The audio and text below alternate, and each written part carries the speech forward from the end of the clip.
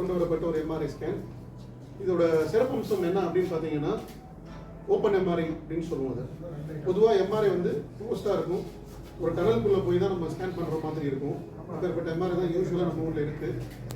ஆனால் முதல் முறையாக ஓப்பன் எம்ஆர்ஐ அப்படின்ற ஒரு எம்ஆர்ஐ கொண்டு வந்திருக்கோம்.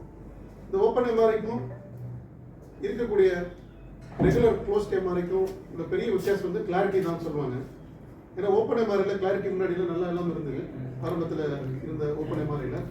ஆனால் இந்த விஷயம்ல சிறப்பம்சம் வந்து HTS ஒரு டெக்னாலஜினால ஓப்பனாக இருந்தாலும் அதோட கிளாரிட்டி துல்லியமாக இருக்க மாதிரி இதை வடிவமைச்சிருக்கிறாங்க.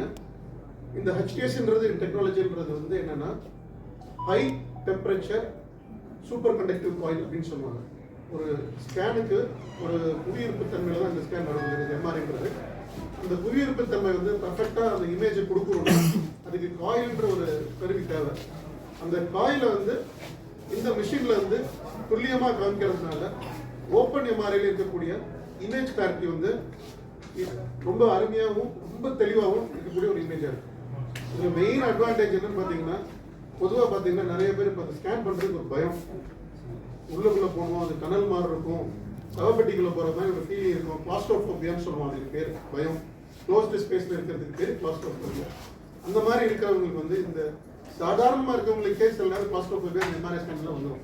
ஆனால் இந்த மிஷினில் அந்த கிளாஸ்ட்ரோஃபோபியா கிடையாது. ரொம்ப ரொம்ப கம்ஃபர்டபுளாக இருக்கும் பேஷண்ட்டுக்கு. இன்னொரு பெரிய விஷயம் பார்த்தீங்கன்னா, ஒரு எம்ஆர்ஐ இப்போ இருக்கக்கூடிய எம்ஆர்ஐகளில் எப்படி இருக்கும்னா, பயங்கரமாக சவுண்ட் வரும். டக்குன்னு ஒரு சவுண்ட் வந்துட்டே இருக்கும். ஏன்னா அது வந்து ரொட்டேட்டிங் மேக்னெட். இந்த மேக்னெட் வந்து ஃபிக்ஸட் மேக்னெட். அதனால வந்து உங்களுக்கு அந்த சவுண்ட் டிஸ்டர்பன்ஸோ பேஷண்ட்டுக்கு வந்து ஒரு பயமோ எதுவுமே இருக்காது. கம்ஃபர்டபுளாக ஒரு பேஷண்ட் வந்து ஸ்கேன் பண்ணுறச்சு. ஏன்னா ஒரு ஸ்கேன் எடுக்கிறதுக்கு 20 நிமிஷம் 25 நிமிஷம் ஆகும்.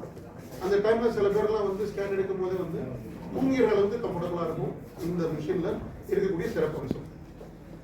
இதே மாதிரி பார்த்தீங்கன்னா, இப்போ குழந்தைங்கள்லாம் நீங்கள் ஸ்கேன் எடுக்கிறது ரொம்ப கஷ்டம். அவங்க வந்து